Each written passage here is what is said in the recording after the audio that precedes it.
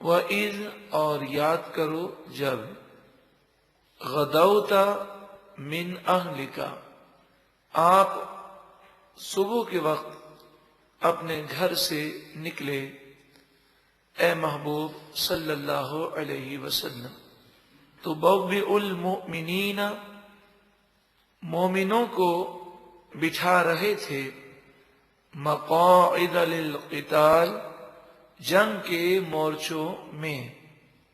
غزوہ احد کا ذکر ہے جب نبی کریم صلی اللہ علیہ وآلہ وسلم کو یہ اطلاع ملی کہ کفار مکہ احد کے میدان میں اتر گئے ہیں اور غزوہ بدر کا وہ بدلہ لینے کے لیے آئے ہیں۔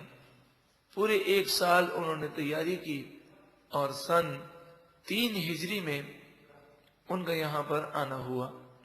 جب نبی اکرم صلی اللہ علیہ وآلہ وسلم کو اس کی اطلاع دی گئی تو آپ نے مسلمانوں سے مشورہ کیا۔ بعض مسلمانوں نے یہ کہا کہ ہم مدینے میں رہ کر ان کا دفاع کریں، اور بعض جو شیعہ مسلمانوں نے کہا کہ مدینے سے باہر نکل کر ہم احد کے میدان میں ان کا مقابلہ کریں۔ نبی کریم صلی اللہ علیہ وآلہ وسلم ہتھیار پہن کر باہر تشریف لائے، تو جنہوں نے یہ مشورہ دیا تھا کہ ہم باہر نکل کر احد کے میدان میں مقابلہ کریں، انہیں یہ خیال ہوا کہ کہیں نبی کریم صلی اللہ علیہ وآلہ وسلم نے ہماری رائے کی وجہ سے ایسا نہ کیا ہو، تو عرض گزار ہوا یا رسول اللہ صلی اللہ علیہ وسلم ہم نے جو رائے دی تھی یہ ہماری رائے تھی، فیصلہ آپ کے اوپر ہے۔ عقد جہاں صلی اللہ علیہ وآلہ وسلم نے ارشاد فرمایا کہ میرا ہتھیار پہننا یہ حق ہے، اور پھر آپ جہاد کے لیے روانہ ہوئے۔ قرآن مجید فرقان حمید نے محبوب کریم صلی اللہ علیہ وآلہ وسلم کی اس ادا کو بیان کیا۔ وَإِذْ اے محبوب یاد کیجئے غدوت جب آپ صبح کو نکلے من اہلک اپنے گھر سے، میدان جنگ کی طرف آپ روانہ ہو رہے ہیں، اور پھر میدان جنگ میں پہنچ کر تبوئ المؤمنین مقاعد للقتال مومنوں کو جنگ کے مورچوں میں آپ بٹھا رہے تھے اور صفیں ترتیب دے رہے تھے۔ اس منظر کو قرآن مجید فرقان حمید نے بیان فرمایا۔ تو یہ بات تو آپ جانتے ہیں، محبوب کی ادا بھی پیاری ہوتی ہے۔ اللہ تبارک و تعالی کی مشیت ہے کہ اس نے نبی کریم صلی اللہ علیہ وآلہ وسلم کو اپنا محبوب بنایا، جیسے ابراہیم علیہ السلام کو اپنا خلیل بنایا۔ واللہ سمیع علیم، اور اللہ سننے والا علم والا ہے۔ اس وقت لشکر میں 300 منافقین بھی شامل تھے۔ 1000 کا لشکر تھا، 700 مومنین تھے اور 300 منافقین تھے۔ ان کا نفاق ابھی ظاہر نہیں ہوا تھا، یعنی عام لوگوں کے سامنے ان منافقوں کا نفاق ظاہر نہیں ہوا تھا۔ ان کا سردار عبداللہ بن ابی تھا۔ عبداللہ بن ابی نے یہ پلاننگ تیار کی اور کہا کہ میں نے تو کہا تھا کہ باہر نکل کر جنگ نہ کرو، اب یہ باہر نکلے ہیں تو اب ہم انہیں مزہ چکھائیں گے۔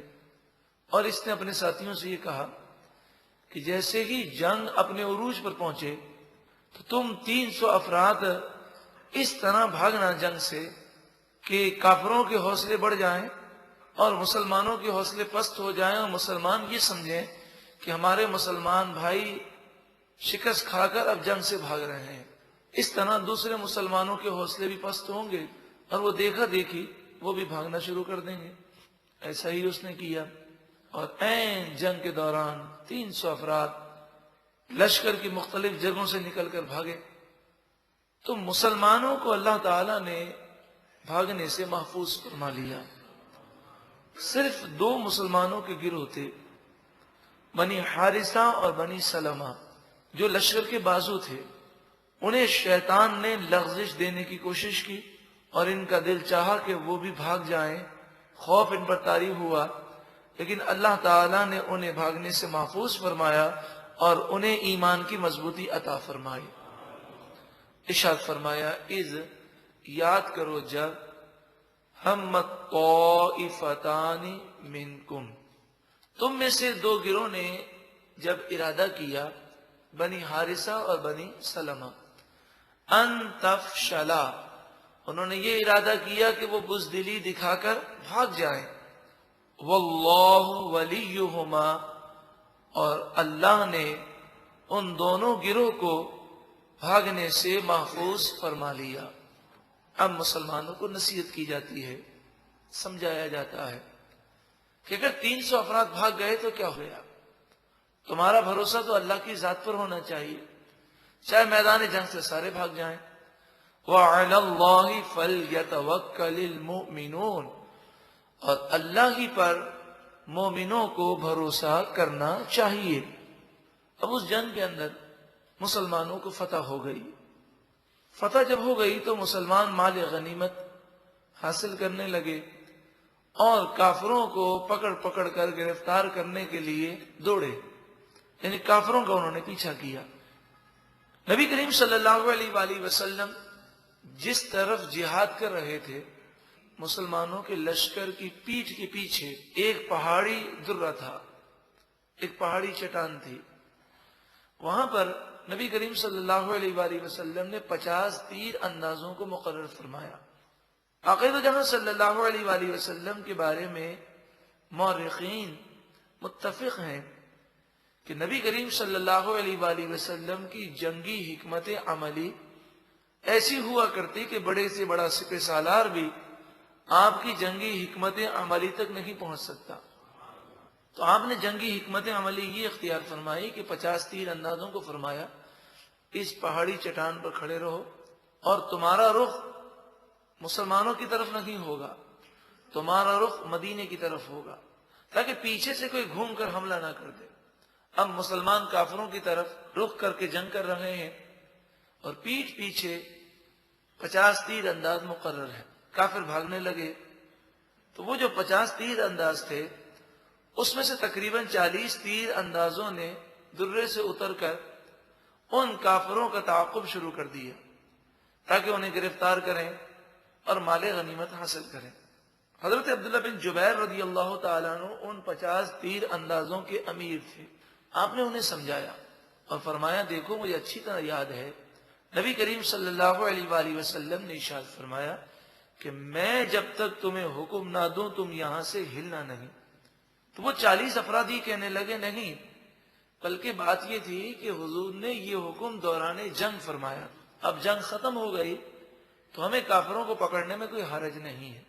40 کے قریب یہاں سے اتر گئے تو کافر بھاگ رہے تھے، ان کی نظر پڑی اس درے پر، اس چٹان پر کہ وہ خالی ہے، تو وہ انہوں نے ایک چکر کاٹا اور کافروں کے ایک ٹولے نے گھوم کر اس چٹان کے پیچھے سے مسلمانوں پر حملہ کر دیا۔ اب مسلمانوں کے رخ آگے تھے اور پیچھے سے حملہ ہوا تو مسلمان بڑے گھبرائے اور ابھی وہ سنبھلے، اس دوران بھاگنے والے کافروں نے جب یہ دیکھا کہ مسلمانوں پر کچھ کافروں نے پیچھے سے حملہ کیا ہے تو وہ بھاگتے بھاگتے رک گئے، انہوں نے دوبارہ پلٹ کر مسلمانوں پر حملہ کر دیا۔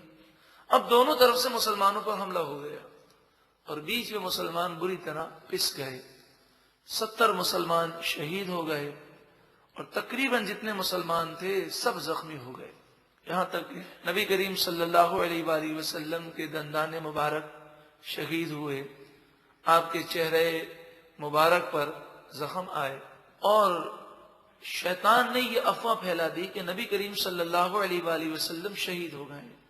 حضرت مصعب بن عمیر رضی اللہ تعالیٰ عنہ، آپ کی شکل مبارک نبی کریم صلی اللہ علیہ وآلہ وسلم سے بہت مشابہ تھی۔ جب آپ شہید ہوئے تو لوگ یہ سمجھے کہ رسول اللہ صلی اللہ علیہ وآلہ وسلم شہید ہو گئے اور شیطان نے یہ افواہ پھیلا دی۔ تو بعض مسلمان وہ ہمت ہار گئے اور انہوں نے یہ خیال کیا کہ جب رسول اللہ صلی اللہ علیہ وآلہ وسلم شہید ہو گئے تو اب ہم جہاد کر کے کیا کریں گے، تو وہ میدان جنگ سے بھاگنے لگے۔ نبی کریم صلی اللہ علیہ وآلہ وسلم اس موقع پر بھی اپنی جگہ سے نہ ہلے اور آپ جس مقام پر کھڑے تھے مورخین لکھتے ہیں کہ وہ جنگی سب سے خطرناک مقام تھا۔ نبی کریم صلی اللہ علیہ وآلہ وسلم سے بڑھ کر کوئی بہادر مخلوق میں ہے ہی نہیں۔ رسول اللہ صلی اللہ علیہ وآلہ وسلم جنگوں میں اکثر اس مقام پر کھڑے رہتے جہاں پر کھڑا رہنا بڑے سے بڑے سب سالار کی جرت نہ ہو۔ کافروں نے جب یہ دیکھا کہ نبی کریم صلی اللہ علیہ وآلہ وسلم یہاں پر موجود ہیں تو انہوں نے حملہ کر دیا، اور جب انہوں نے حملہ کیا تو صحابہ کرام علیہم رضوان کی قربانی اور حضور سے محبت یہ ظاہر ہوئی کہ صحابہ کرام نے نبی کریم صلی اللہ علیہ وآلہ وسلم کے گرد حلقہ باندھ لیا، اور کئی صحابہ ہیں کہ جنہوں نے تیر روکنے کے لیے اپنے ہاتھ آگے بڑھائے، اور ہاتھ چھلنی ہو گئے تو دوسرا ہاتھ بڑھایا، وہ چھلنی ہو گیا تو اپنے سر کو آگے کر دیا، اور محبوب کریم صلی اللہ علیہ وآلہ وسلم کی خاطر اپنی جانوں کو نچھاور کیا۔